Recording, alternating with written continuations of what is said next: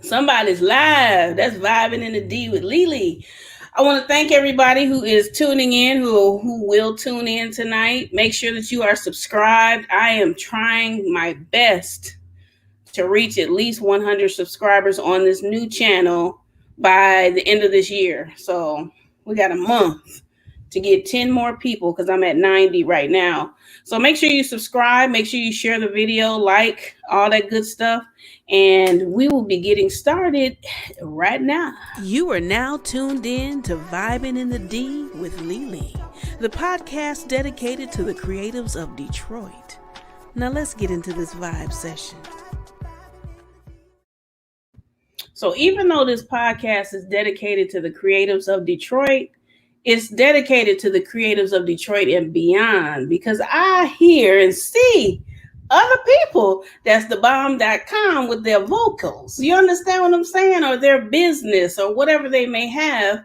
So I invite them to be on Vibing in the D with Lele. And tonight I have someone who resides in Virginia who I saw on another show. And I'm like, what? I listened to her song and I'm just like, wow, are you kidding me? This is awesome. So I want to introduce to you Shay Harris. And we're going to talk to her about her singing, songwriting career. Hey, everybody. What's up, Leah? Welcome. Thank you for having me. I'm glad you're here. When I sent you the invite, I was like, she ain't going to be on there. Girl, come on. Who is that? I had to oblige. I definitely had. I wanted to be here, especially after taking a look at your videos with other artists and just how you're so down to earth and you're giving them a platform to use their voices and to show their gifts and their talents. And I think that's phenomenal. Why would I not want to be a part of something like that? So I appreciate that. Absolutely. What's up, Nubia? Welcome to the show. Thank you. When you were on Jervis Candy's birthday show. Yes. And you sang some Anita Baker. Yes. I love her. Me too. I'm still, like, Anita, come on to Detroit and do a concert, but then you got this COVID stuff. So anyway. Okay, I understand. But you told us where we could find some of your music and what songs that you had out. So I went to listen. I went to check out your song. Yes, ma'am. And I immediately. What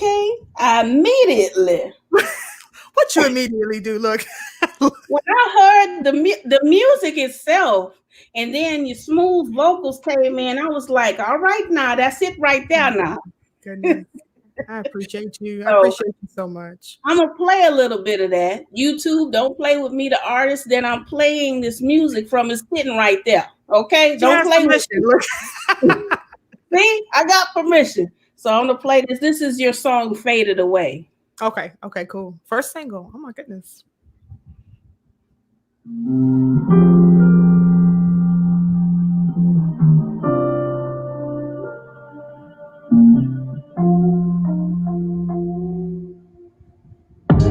Tell me, was it worth it? All the times you flirted and me while I was hurting. When you walked out that door, that mess was outrageous. My heart that you play with, you treat me like I'm basic, but I don't want you no more. Did you love me? Did you need me? Did you care for me, baby? Did you love me? Did you need me? Did you care for me, baby? Cause actions speak louder than words. Yes, actions speak louder than words. When you left for me, my love faded away. That song right there. Oh my goodness. Tell me about that song. Tell me. Short, long, it don't matter. Tell us how that song was born. Absolutely. So, you know, me and my husband, like I was telling you, I'm married, by the way. I've been married for 2 years. And it's funny, me and him wrote that song together.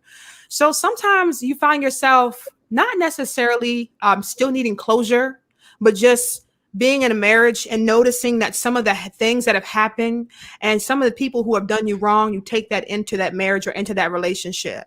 So me and my husband are kind of really creative. We like to come up with ways and just different activities to kind of like release some of those things.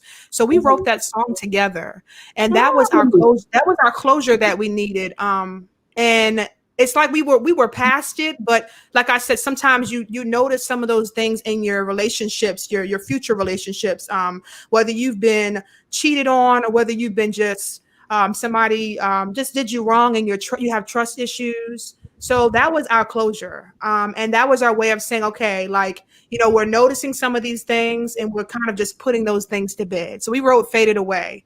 And it was just really fun because I put it out as a first single, and I'm like, okay, this is cool because, you know, people are like, you and your husband wrote that? I'm like, yes, we did. Like this was our closure song. Like this is that song you put out. And so I love it because I feel like people can definitely relate to it, obviously. People have been in relationships and have been burnt, and then, you know, have kind of rose above it and then moved on, you know? So I love that. My first single was something that was emotional, and it was something that people could relate to, women and men, you know. So I wanted to put out something more slow and more intimate for people who love me, people who know me. And then with the second single, you know, like that was more upbeat and but yeah, I love that. And that's kind of the backstory on it. It's, you know, so that's awesome. I didn't expect you to say you and your husband wrote it. Yes, we wrote it together. That was, and I'm not, it's funny because I was so uncomfortable at the time. I wrote that about a year ago and some change, and I released it on my mother's birthday. I was really uncomfortable with writing. I just started writing actually probably like a little bit over a year and a half ago. I'm gonna be honest with you. I have not been writing all my life. And so I was like, you know what?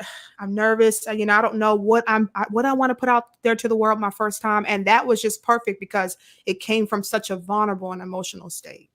And that's with writing, you have to dig in and you have to go to those places that are uncomfortable in order to get something really beautiful. And so I loved it. I mean, Faded Away. You got the meat and potatoes on that one. I appreciate that. I do. Simple, but somebody said, "Is this that Stella Rosa time?" Yep. Stella Rosa. Yep. Look, me too. Oh my god, girl. What's that? Is that the black? Yes. It's so good. It's so good. I love that brand. That brand, period. I'm just like, man, just join me. Put me in the group. You know, just put me in. Go ahead. Cut me a check. Oh man, girl. Yeah, that's awesome. And I noticed, you know, songs that people put out and they're, you know, close and dear to their heart. Those are the songs that are the bomb.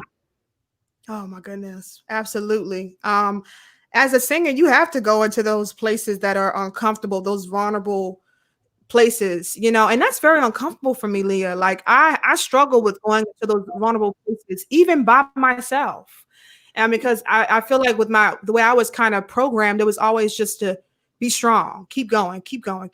And so that's kind of how I've lived my life. And so it's hard for me to go into those vulnerable places, but music is so great because it allows you to do that. And it allows you to express yourself and say whatever you want with no filter. Okay. No filter whatsoever. Right. And I like that. I need that, man. It's therapy for me. It's therapeutic. Yeah. I mean, Faded Away had me thinking about dogs that ran away. And you know what, Leah? I'm not my favorite dog. Look, I'm a cat girl, so yeah, I understand. Look, I'm cool with it. Dogs, cats, whatever you got, all pets. Right? Oh my god. Oh man. So when you I know some of your bio on different areas talk about you have a gospel background. Yeah. But let's talk about that. What made you go to the type of music that you sing versus the gospel? Absolutely. So like you said, I do have a gospel background. My mother raised me in the church. And I wasn't raised Baptist. I was actually raised non-denominational, more so. And I grew up around a lot of Hillsong and just different more so contemporary gospel music or contemporary Christian music. So I didn't know a lot of the major big gospel songs. And as I got older and grew up, my mother started playing different types of gospel music, and we became Baptist, and just different things started to happen, and kind of we transitioned into that. So yeah, I definitely was raised up in the church. It's something I'm very passionate about. I love Christ, and I make that known. I feel like that's something that I take very seriously, my walk and my faith. But I love to express myself in other ways. And I feel like that's important to be able to do that. It's important to be able to express yourself in other ways. And so I kind of got into, I remember growing up, I used to sneak and I listened to soul and R&B. And one of those artists was Anita Baker. Okay. Anita Baker was that girl. And oh my gosh, when I first heard her song, I think the first song I heard was No One in the World. And it changed my entire look on music. It just changed my entire perspective. And I was like, I gotta learn more. I gotta hear more, of this different of R&B and soul. And so then I started listening to Aretha and goodness, just so many different Marvin Gaye and just different things. Who was Patti LaBelle? And I just fell in love with other genres. And I said to myself, I want to be like that. Like I want to get into soul. I want to get into R&B. I want to sing. I want to sound like Anita. I want to be able to, when I sing, I want to be able to impact people like Aretha Franklin did. Franklin did with her music. I mean, it was just so emotional. Everything she said, you felt it. And so that's kind of when the wheels started turning. And I'm like, okay.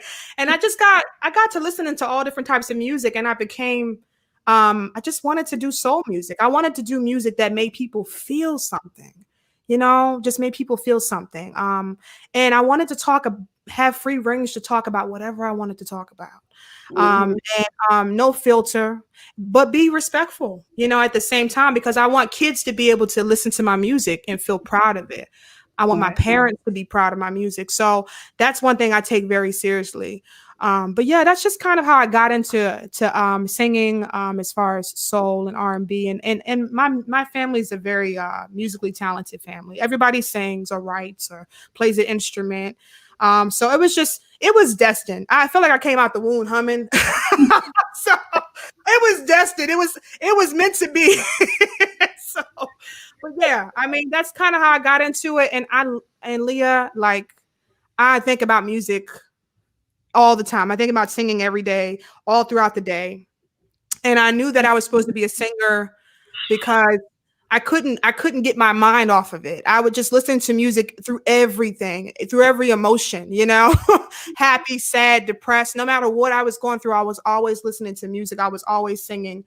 And, God was just always pushing me into the direction of being a solo artist or doing music. Even when I wanted to be a physician, because I wanted to be a doctor for so long. I studied biology at Cheney University, and I knew I was going to become a physician, and none of it ever happened, because God had plans. So, hey. So yeah. Hey, what's up, Jervis? Hi, Jervis. That's my boy. Hi, Mom. That's my mother-in-law. They said you are soulful, Shay. Oh, Mama, I love you. She's so sweet. Yeah, that's awesome. I also was checking you out on Instagram, and on your Instagram TV, one of the things that you were singing that was so awesome.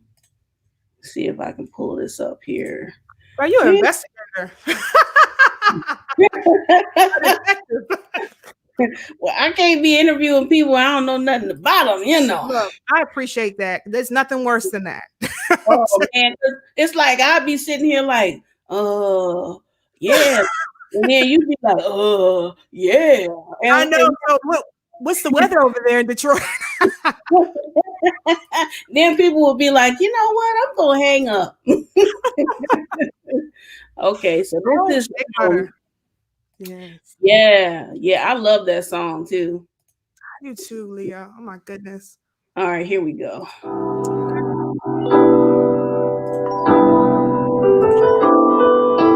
Hold it, need it, Yeah. Yes. Good song.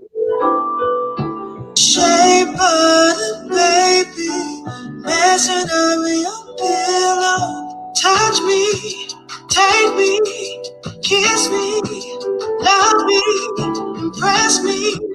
Hey. Like conjuring so blinding, heart so timeless.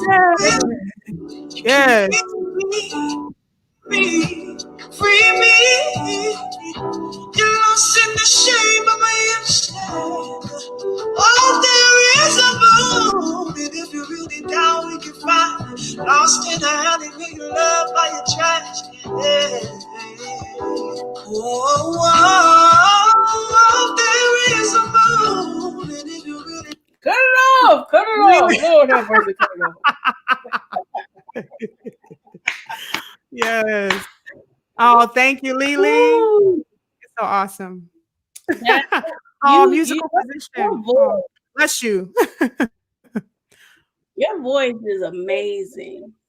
Seriously, wow. It's deep, it's soulful, it's emotional, and it's refreshing to hear that.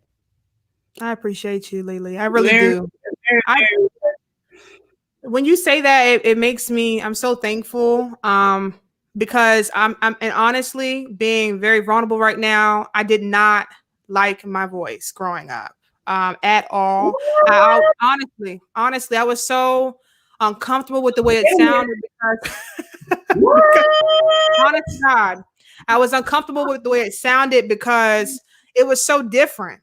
It was so different from what I would hear. You know, it didn't sound quite like a lot of other artists, and I was always trying to like mimic other artists and kind of trying to figure out what direction I should go in but I needed to just find my sound. And honestly, I wouldn't say about a year and a half ago, I would say I found my sound. And now just probably this past year, I'm starting to appreciate the gift that God gave me and kind of find my voice. That's why I was always singing backup for so many years. I sung backup for so many years. I just started branching out as a solo artist last year. So it was scary, very scary. And so, but God was like, come on, I'm gonna push you to the front because I told God I was done. I told God a year ago I was done with music. I was done singing. And you know what he said? He said, cut that out. he said, cut it out. Man, yeah, when you think about it, I'm pretty sure, I don't know, but Layla Hathaway has a different type of voice. Yes. Leela James. Oh my goodness. Girl, you're naming some amazing singers, both of them. Even Anita Baker. You know, Phyllis Hyman had a different kind of voice. You know what I'm saying? And that's why I gravitated towards those singers, Layla and Anita, because they were different. That's exactly, and I love you said that because that is why I love them so much. I never heard anything like it. And I'm saying to myself, if they can do it, then I can do it. I can make it. You know, it's different, but different is good. Like it's not always a bad thing, you know. But you know me, growing up, just trying to fit in, trying to sound like somebody who is mainstream, and then hearing Anita and Layla, my goodness. And the older I got, the more I was like, you know what? Like these artists are different. These are the artists I gravitate towards. Like it's okay, you know. And so, like I said, about a year and a half ago, that's kind of when I started to come into my own. But it took time. It's still a process. Love, you know, learning how to love me and love what God gave me, that gift. So tell me about the ends and not, I know you can't tell me the whole story. We'd be on here for 6 months, but as far as like being an independent artist, what are some of the myths or things that people really just don't know about being an independent artist? you know what? Oh my goodness, I love that question. Makes me think, and I like that. um, no, it's a lot of different things. I'll say this. I can speak from my experience as an independent artist. A lot of the times, people people think that it is you can just drop an album overnight, or you can just drop an EP overnight, or it's just nothing. But it's easy, it's simple. Like, why are you taking so long? People ask, why are you taking so long? What's going on? We want new music. And people don't realize it's so expensive to do those things. They don't realize the cost of everything, the studio time, the mixing, the mastering, and the marketing. I mean, all of it is very pricey, and you want to put out music to your fans, but it's hard because you're spending so much. I mean, hundreds of dollars per song. And so that's really difficult when you're independent artist. But the good thing about being an independent artist is that you have the freedom to do whatever you want to do. And I think that is the beauty of it. It's hard not having maybe, finances, but you can work towards that. You might have to pick up a couple extra shifts. You might have to sacrifice a couple pairs of shoes, or for men, I mean, I don't know, whatever you have to sacrifice. But if you're that passionate about your music, you're going to make it happen. And my whole thing is that is the main thing for me. It is difficult as an independent artist, but there's so many positives. It's those downtimes. There's so many positives. I'm not pressed to get signed, but Lord, if you want it to happen, let it happen. But let it happen under the right circumstances with the right people, because it's so many people who get into bad contracts all the time. I don't want to be one of those people, but I've seen it happen because they are so anxious to sign something so that they can put out music. But then once they do it, they have no creative control. I don't want to be that person. But I understand the position that these artists are in, because I'm a singer, I'm an artist, and I get it. It's like, man, that's the dream, to get signed, because you'll have somebody investing in you, but you got to invest in yourself first. True. You got to invest in yourself first. So, I mean, those are just, I'm touching on it lightly, but those are just some of the things, that I have right now on my brain after this Stella Rose, but, but yeah, so that's some of the things. But no, I mean, it's just a lot. It's a lot. But the beauty, like I said, the beauty of it is just being able to have that creative control. Because I know me, and I love to have creative control. I mean, all the way down to my beats and what I'm picking. And I want to get into music producing because I love to have creative control just that much, over my stuff. And I think it's important too. You should be able to pick everything down to a T. So, yeah. That's very true. And as far as like, I'll go ahead and ask this now. Do you like devil eggs or angel eggs? No, I'm just kidding. Yeah, I'm so done. Look, come on, we can go through the whole Thanksgiving Christmas menu. Look, okay, I got pictures. But so, as far as your career is concerned, what has been one of the most challenging things that you've had to endure, and what have you learned from that? Rejection. Oh my goodness. Rejection is the toughest thing. And rejection, not because you're not capable, but sometimes you just let your nerves and let those demons that you're dealing with get in your head. And it just, for me, it was always just the fear of rejection more so than being rejected. And, going to those auditions and just, oh my God, I'm so nervous because I don't know what they're going to say, and I'm always getting in my head, and, the devil is busy. And he'll do it too. I mean, you'll feel uncomfortable. And sometimes once you go in there, which I've been through, and I've auditioned for things, and just things are not coming out right because it's not in here. I'm not connected.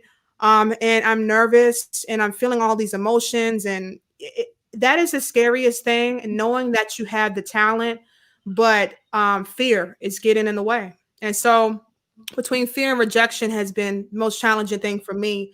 Oh my goodness, just confidence and not looking like the traditional mold, because I'm a Black woman, I'm a Black woman. I'm a dark-skinned Black woman, coarse hair, I'm a thick Black woman. I'm not that perfect mold of what people might consider to be beautiful, and so learning how to feel beautiful in here, that was the key for me. Beautiful, and learning that self-confidence. And I'm still a work in progress. But rejection is difficult. And honestly, it'll knock you down so hard. You just want to be done. Like I've been like, you know what? This don't work out. I'm done. Like with this whole, and we haven't touched on this yet, but with the whole thing that I did recently with Netflix, oh my goodness, I prayed. Like I said, a year ago, I was going to give up music, and I said a prayer to God, and I said, if I don't get in, I'm done. Lord, I'm done. Like I can't. Yeah. Let's get the clip from that. Oh, absolutely. I've always had a dream to build the world's most inspirational choir. Each singer will just have one shot.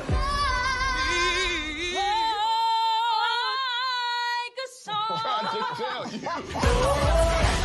If she kills this, the spot is hers. How many opportunities do you get? Without further ado, the voices of fire. Yes. That is awesome. So tell us about that. About Voices of Fire? Absolutely. Oh my goodness. First of all, I wanted to just say thank you to Bishop Williams and Pharrell Williams also for putting together this project. So basically, Bishop Williams and Pharrell had an idea to put a choir together, a choir full of just phenomenal people who can just flat out sing, okay? And people who come from different backgrounds of life as well. So people who don't necessarily know much about gospel music or have never sang gospel music, but how they wanted to touch on how music is the universal language and how it brings people together. So, excuse me, I thought it was just so beautiful that they wanted to show how powerful music is and create this massive choir.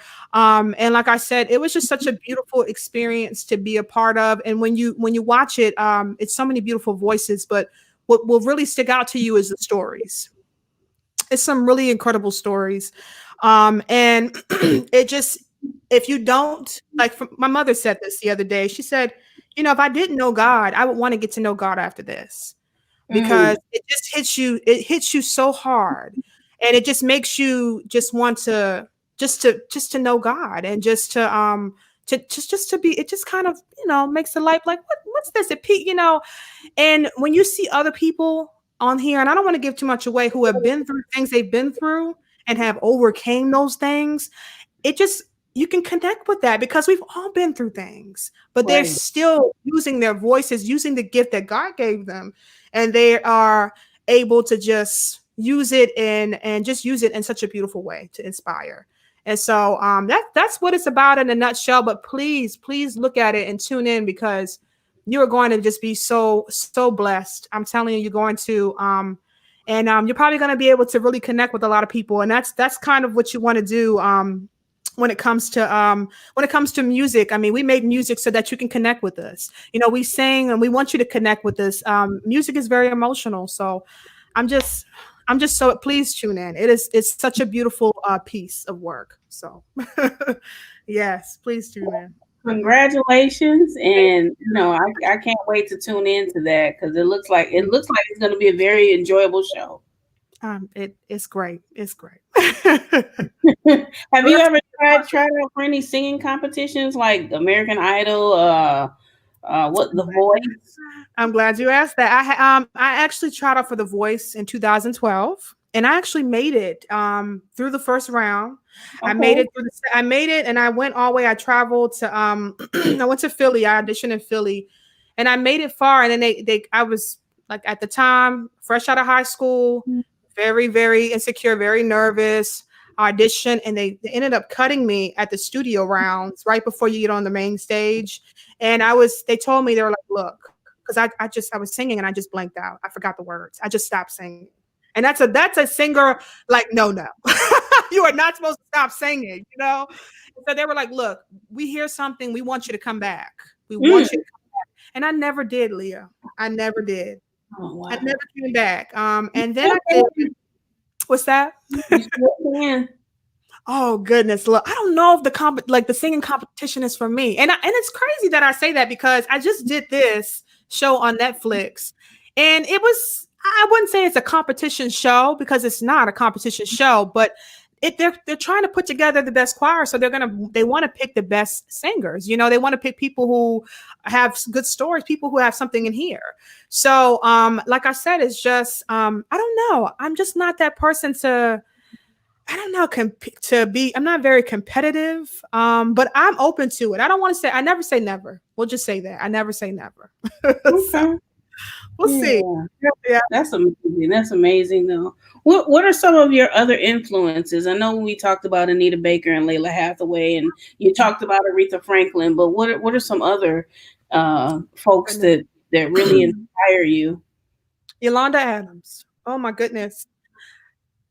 Yolanda. I remember when I used to live, and I lived in Baltimore, Maryland, okay, for probably a little over a year. I was 7 years old.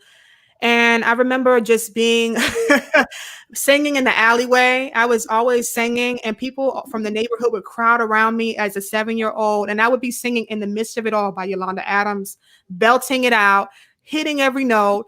And wow. I'm telling you, when you're younger, there's certain notes that you can hit because your voice is just naturally, my voice got deeper as I got older, but it was just certain notes that I could hit when I was younger that I could not hit. It's a full-blown Adele. It's up there in the soprano range, and I'm a pretend soprano. Sometimes I like to go up there, but I give a soprano tease here and there, but I'm an alto. I'm an alto all day.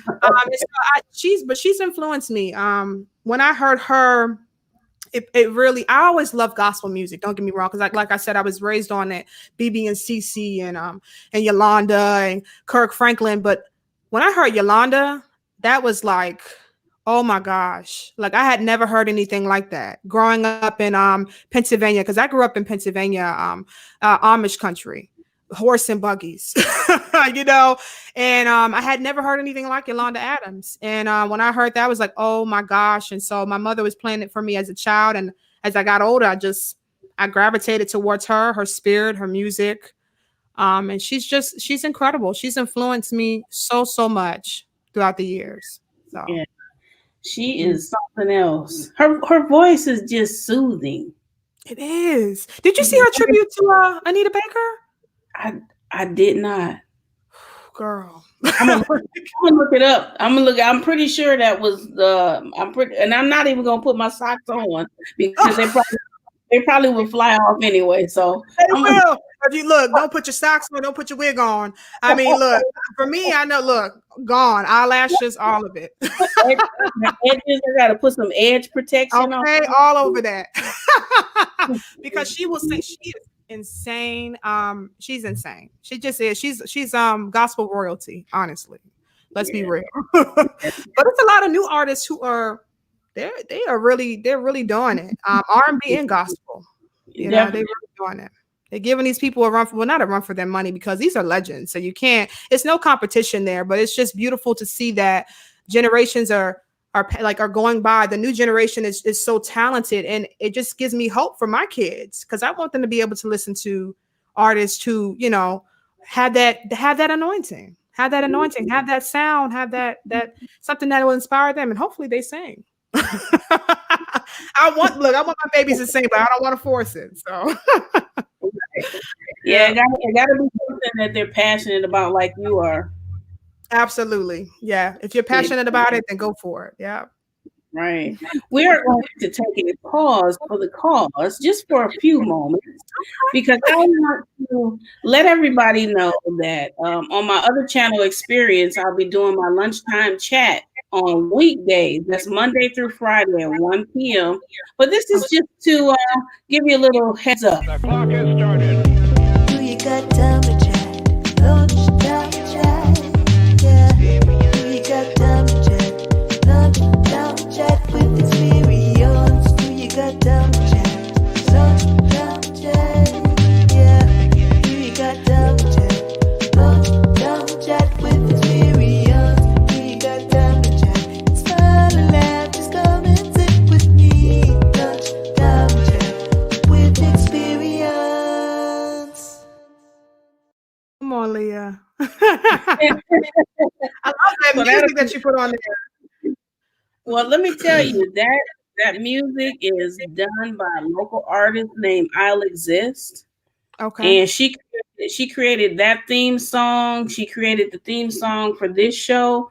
And she also created the theme song for the podcast I do on Saturday night. It's a collaboration podcast. So she is dope. She is absolutely dope. And I can tell. I'll exist all day, Come on, girl. So as far as you, who are some artists that you would love to do a collaboration with? Oh, goodness. Yes. Jasmine Sullivan. Let's start off with her. Yes. Look, if me and her on a record together, it would be, I don't know, it would just be so many runs and so many crazy vocal things happening because she has definitely been somebody who is just, look, she's a vocal. They call Brandy the vocal Bible, and Brandy is the vocal Bible. But definitely Jasmine is right there too. I mean, they are both beast. Okay. So, and mentioning Brandy as well. I would love to collaborate with her. She's phenomenal. Aria Lennox, she's new, but I adore her. Yeah. I adore her. There's just so many. Snow Allegra, she's new too, but she's incredible. My goodness. The internet. I don't know if you listen to the internet, but the internet they're like a band kind of. It's multiple members, but they are not that well known, but they are incredible. Oh my goodness, they're incredible. You really enjoy it. It's really relaxed, chill music, and I have an appreciation for appreciation for that. So, but yeah, it's just so many I like to collaborate with. I mean, the list goes on. PJ Morton. Oh my God. Okay. He's incredible. And you know what? I just want to get a piano lesson from PJ. Just give me a piano lesson. Can you play any instruments at all? You know what? I played saxophone, alto sax when I was younger. I played, oh my goodness, I played flute when I was younger. I tried so many instruments. I did piano for a while because I double majored, but then I stopped. And I wish I had kept up with piano, but I mean, I wish that I just had kept up with these instruments and never gave up. But I was just like, you know what? And I'm going to use this instrument. And I wish that I had kept going because when you use this instrument, that's great. But those other instruments help a lot. Okay. Piano is everything. And I think that every singer who's listening, or I mean, any singer should know how to play a piano, honestly. And I'm speaking for myself. I need to get back into it because it's a gift to be able to play that thing. And it really helps you. It helps you because pitch is everything. It helps you. And people are pitching. People are pitching sometimes. So you gotta, I'm not, I'm just being honest. And even I have my moments. I mean, I try to have perfect pitch, but everybody has their moments. And so it just helps your ear. It helps your ear. Yeah. Man, I would love to learn how to play the piano, but my fingers will probably fall off at this point. So I don't know. We'll think about it. I don't know. I had to think about that one. But I've always loved the piano. I've always loved the violin, saxophone. Yeah. And I recently have been liking the harp. Oh, the harp. I love the strings. Lele, I love the strings. It's beautiful. Yes, I love strings. I tried my hand at a guitar for a while too in my like 13, 14, 15. But I love the strings. I mean, it's just beautiful. And a lot of my music that I'm working on my right now, I'm working on new music. You'll hear a lot of strings because it's just something that I appreciate. I appreciate, and I feel like I mean you'll just hear it probably in almost every song, some type of string. I'm being honest. I mean, it's just there a lot. So Guitars are, it's amazing how, how in the world are you making this music like that? I know. It's Bless amazing. my fingertips. Fingertip blessings. Fingertip blessings. So you have another track called No More Friends. Oh yes. Oh, that's my favorite. Tell us a little bit about that, and then I'm gonna play a little bit. Okay. Absolutely. It's about an ex. Okay. The one that actually that I met before the one that I was with before my husband, and I'm not gonna mention no names, but he's probably stalking something. Let me stop. No. I'm just playing. No, but no, it's about an ex. And he was very much so on the fence. When we were together, we were together for a while. We broke up for a while, and I dated. He dated. I went off to school. So when you're in college, you just kind of want to have that freedom to do your own thing. And so, eventually, once one of my ex-boyfriends, who also one of my best friends, he passed away. Mm. It was a really hard time for me, and this particular person was around, and he was somebody who was he was very comforting to me. I had a really hard time. I was depressed. Like, I was really depressed. I wasn't eating. I mean, it was really bad, but this person was there. He kind of was a comfort to me. And then eventually, we rekindled a friendship, and then it kind of turned into a situationship as time went on. And I got tired of it. I'm like, okay, what are we? Are we friends? Are we going to remain friends? Or are we going to be together? Because I don't need no more friends. Okay. I'm good on friends. I got plenty of friends. I'm good on that. And so that's how No More Friends came to pass, because I said, you know what? I don't need no more friends. And I was also watching this show called Black Love, and Candy Burris from Housewives of Atlanta, shout out to her. She mentioned the same thing. She went through the same thing with the man that she's with, Todd Tucker, her husband now. She was like, what are we doing? She was in that phase where they had like a situationship going on, and it was like, where are we going from here? So they took the next step.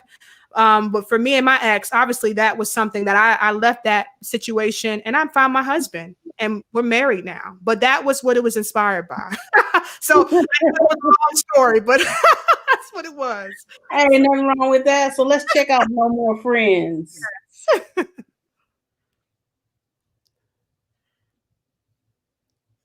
All right. You don't want to play? Oh, there we go. Okay. Look, fingers crossed.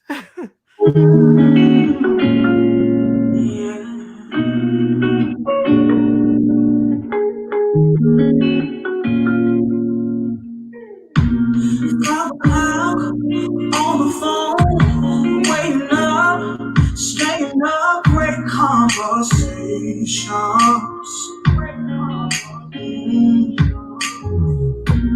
I just want clarity, what we gon' do about you and me. So tell me that you think of me as more than just a friend.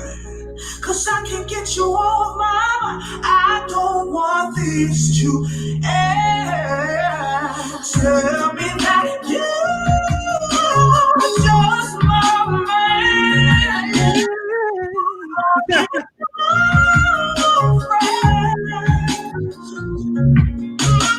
Tell me that you are just My man. I want no friends. Just my man. Yes. My man. That's what I'm talking about. Commitment. Right. That's all, man. Your voice so mellow. Let me check my edges. You know what, Lele? Jumped up off my head. They're looking good. And by the way, I just want to say this real quick. I was looking through your page, and I love this cut on you. I noticed that your hair was different at one point. Yeah. I love this cut. This cut is sharp, girl. I wish I could do a shortcut. But I got a big head, so I don't know if that's going all cuts ain't for everybody. All heads matter, though. Right, all heads matter. No, it's all love. It's all love. That song is dope, and that song was really a prequel to Faded Away. Yes. Yeah, it definitely was. Definitely. I definitely wanted something more beat, something that people could kind of bop to a little bit. And I love Toni Braxton. So she's somebody who I was like, okay, I want to make a record, and I wanted to have that feel, like that feel that she has when you listen to her songs and you hear that bottom in her voice.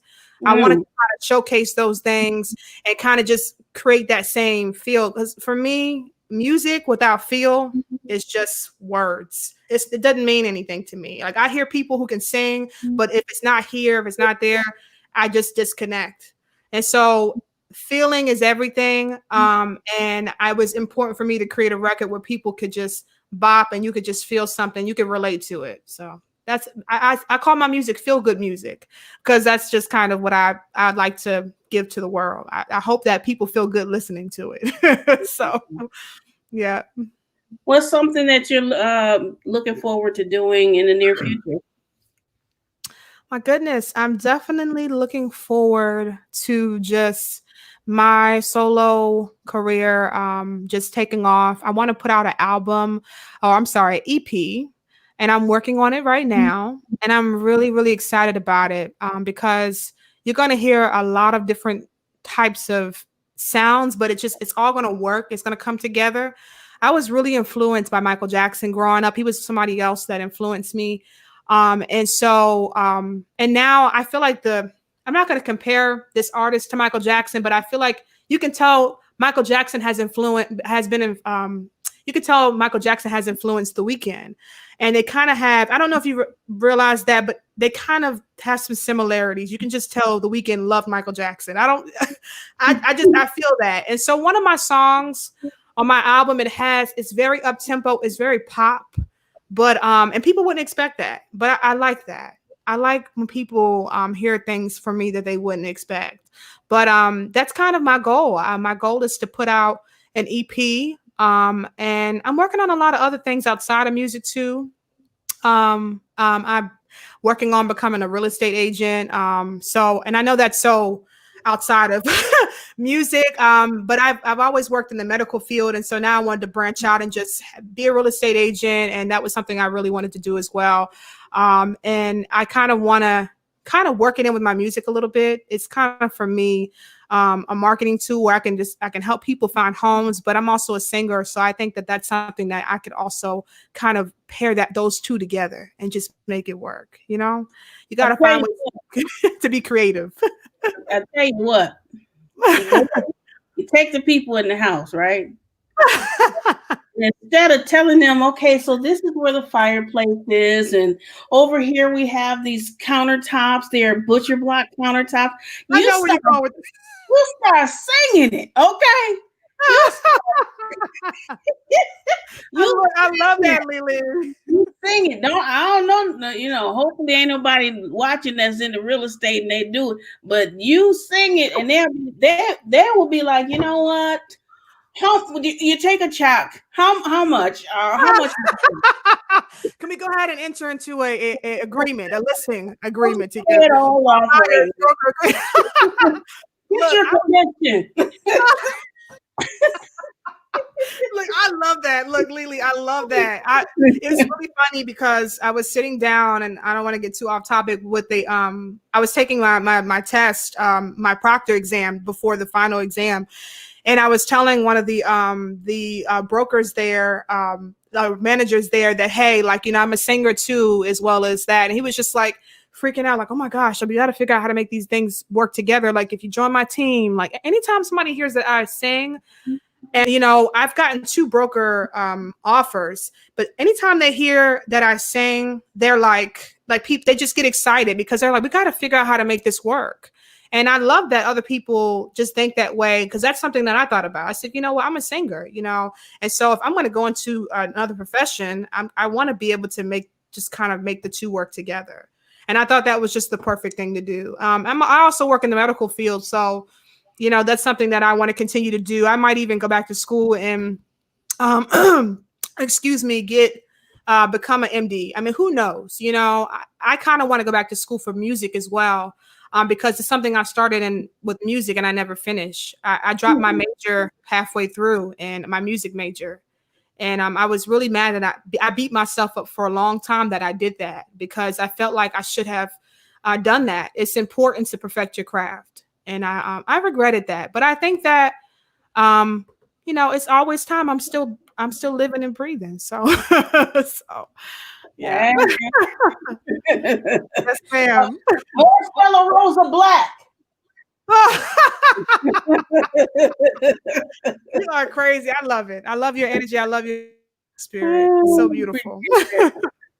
So what's something that you would what kind of advice would you give to people who are getting involved in music? Who are getting involved in music? Okay, absolutely. Advice. I would say be patient. Be patient. All these things that have happened to me with everything that I'm doing now, all the success, I mean, and you know, I'm still working on a lot of things. I'm not somebody who is, you know, famous or well known, but I don't do it for that. It doesn't happen overnight. It takes a lot of time. It takes so much time, Lele. And I just say be patient and just keep your eyes on the prize. Don't let anybody distract you from your goals. Just keep pushing. Even when you get a no, keep going, because it's hard. But honestly, it'll be that one thing that just, like with Netflix and just having that opportunity, it just made everything that I went through worth it, because I never thought that I would be on something so big and be a part of something so beautiful, because my main goal with my music was just to touch and to inspire. And so the fact that I got the opportunity to do that on a big platform, that was amazing to me. And I want people to be patient. If you want to do music, be patient, invest in yourself. And I mean, honestly, you have to, because if you do and you believe in you and you invest, other people are going to as well. But it starts with you. It starts at home. So if you don't feel it, nobody else it's not going to happen. And one thing I'm still learning, and I want to say to, you know, whoever's watching, is to, you know, be vulnerable. It's hard to do, but your fans deserve it. People who love you and support you, they deserve it. And it's very hard for me to tap into that vulnerable side, but I think I'm learning that that's important. And I think with Voices of Fire, I've learned that being vulnerable and just being open is beautiful, because I was able to see how that impacted so many people when people opened up and shared their stories on the show. And it was moving. It was very moving. And so share your story. Don't be afraid to share your story. You know, be open. So that's just some of the things I would say. I could go on for days, but you know, be vulnerable. What's one thing someone shared with you that you kept near and dear to your heart? Oh my goodness. I think my mother is my biggest inspiration. My gosh, like it makes me, yes, vulnerable and humble. I love that. Please stay humble. I'm so glad she said that, because let me tell you, it's nothing more unattractive than than a person who just thinks that sits on a high horse, because anything that God gives you, he can take it away so fast. People don't understand that. Our lives are so precious. And I don't want to preach, but that is so true. Just be humble, because pride comes before the fall. And that is just the truth, you know? And so, but my mother, like I was saying, she really inspires me. And she's always told me, just and one thing that stuck with me, don't get too caught up in people's opinions or what they think of you, because all my life, that's all I've ever thought about. And it would get to the point where I was so worried about what people were thinking that I was actually not present in certain great experiences. Like I just wasn't emotionally present because I was always worried about, well, how is this person perceiving me? You know, how am I doing? Am I coming off this way? Am I doing? It was just that anxiety and that fear. And my mother always said, look, don't worry about people's opinions. You know, everybody has an opinion. You worry about you think about the person's opinion, God's opinion, the one who sits on the throne. Okay. And you make sure that you are pleasing him. You don't have to please anybody else. And so I'm learning that. And I think that was the best advice I ever got, was just don't worry about people's opinions. And I take that with me and I'm like, okay, like I have to be myself. I have to be authentic and not worry about what people are saying. And because if I do, it will hold me back. Those comments, different things, they will hold you back. Yeah. Those negative comments. I mean, even with the Netflix thing that just dropped, honestly, I don't even read. I try not to go through too many of the comments all the time because I don't know. Sometimes I get nervous. Sometimes I'll read comments. Sometimes I won't, because you just don't know what people are going to say. And it can be very, very, it can just be really, really like, you know, just, it can just hurt you really bad. Yeah. Yeah. It really can. People, and it's crazy. You know, you have to keep reminding yourself to not really take those comments to heart because, you know, some people are just trolls and they're miserable and they just go to stuff and just say crazy stuff. I do it. No. Look, you have to love 50 Cent does it too. I love 50 Cent. I go to different posts and say outlandish things that have nothing to do with it, and you know, it makes me laugh. So, but yeah, people do that, and you know, people have done that to me when I first started on YouTube. There were, and it was racially charged, but somebody took one of my videos and they took my voice out and they were like, "Hey, I'm a monkey," you know, and just, you know, and I'm like, it was crazy, and people were sending it to me, and they were like, "Look what they did to you," and you know, who has time for that? This is people have too much time on their hands. Yeah, that's exactly what it is. They need, you know, Stella Rosa and sat down somewhere. And some sage for those demons too. Sage the whole room. Look, and some water, whatever, holy water, whatever you want to call it. Just get something. People need to be rebuked, okay? Trip, but yeah, you have to keep reminding yourself that, you know, no, I'm not going to take that to heart because people just say anything sometimes. And sometimes people want to get a rise out of you and get you flustered and all that stuff. I'm not giving you that. Girl, yes, please don't. And you know, when you give him your energy, then that's power. Don't give him that power. And I'm learning that, you know, I don't have to respond to everything. You know, I'm cool. I'm good on that. I just have to keep focusing. You know, I don't have to have to take everything to heart. I don't have to take everything personal because everything is not personal. Some people are just really going through some deep stuff. So I think and nothing wrong with being sensitive, nothing wrong with having a soft heart, but sometimes we're so on edge and we are so, we're taking things so personal all the time and it's not even about us. So I learned how to kind of separate those things and like, I separate the spirit from the person because some people are dealing with some really deep things that we'll never know about. But it's important to pray for that person and not judge the person, but judge the spirit. You know what I'm saying? Whatever you're going through, just separate those two because people are dealing with things. So they are definitely doing that. Yeah. Your song "Better Days." Yes, ma'am. Tell us a little bit about that. So I released that during the pandemic.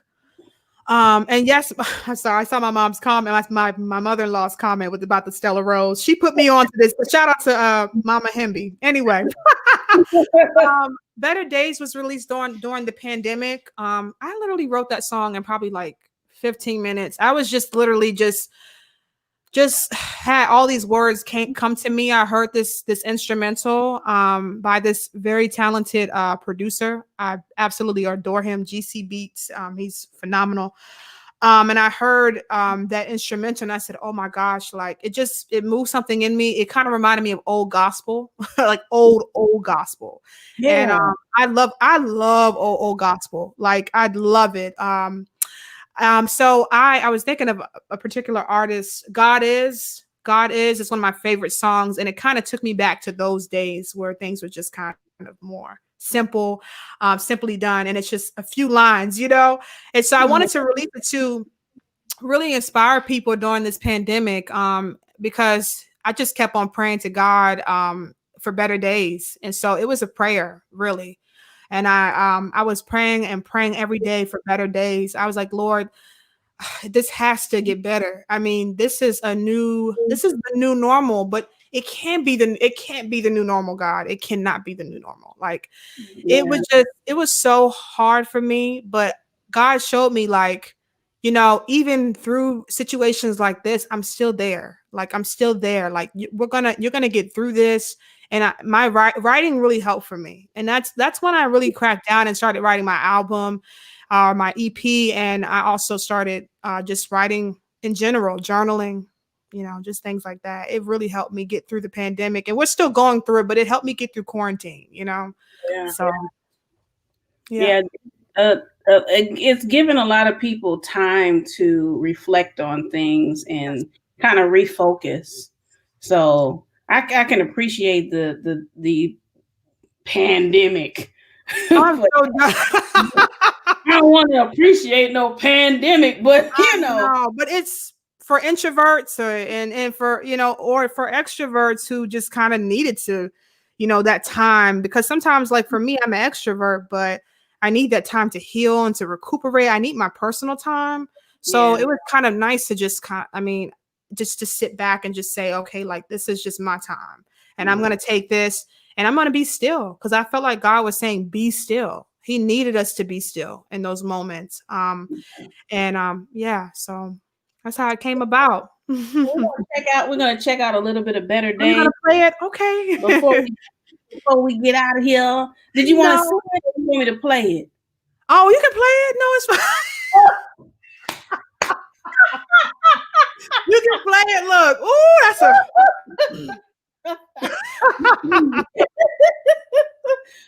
No, I love it. I love it.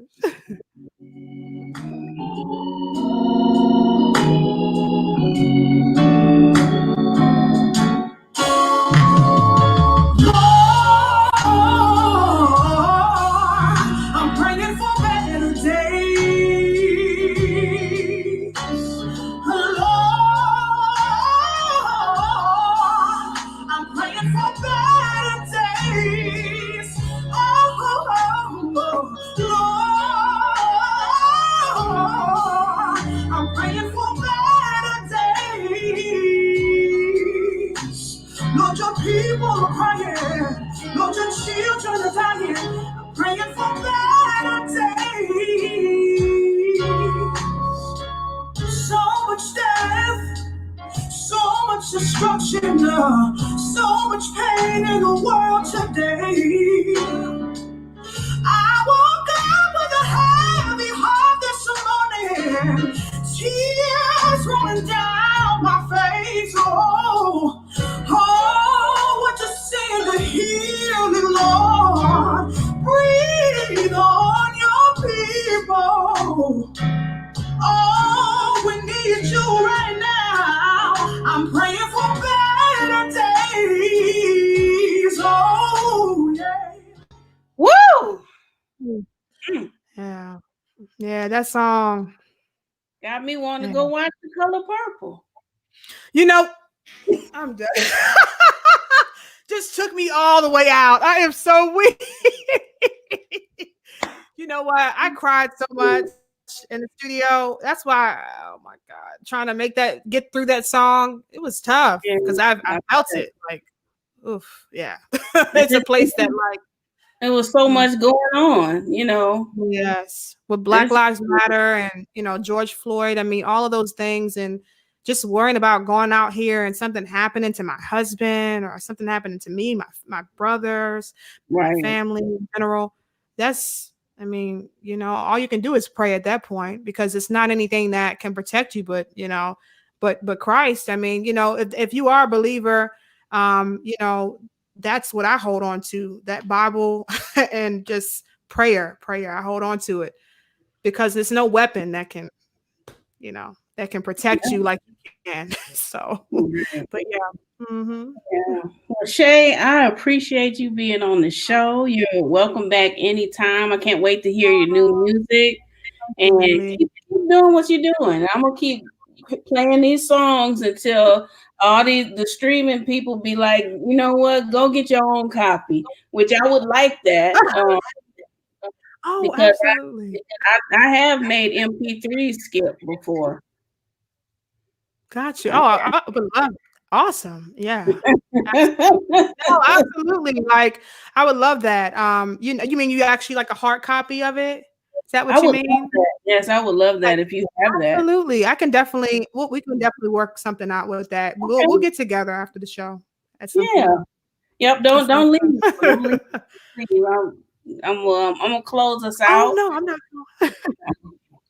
And everybody, I thank you for tuning into the show. Thank you to Groove Radio Detroit, and you guys tune in next week. I got a rapper. I got a rapper with me next week. So thank you again, and thank you so much for being on. I appreciate you so much, Shay. I love you. I love you, Lele. I love your energy. I love your spirit. And just thank you for having me. I appreciate you so much. So we are out, but we will be back. I'm talking to the diamonds of Detroit today. Vibing in the D with Lele. Talking to the diamonds of Detroit today. Vibing in the D with Lele.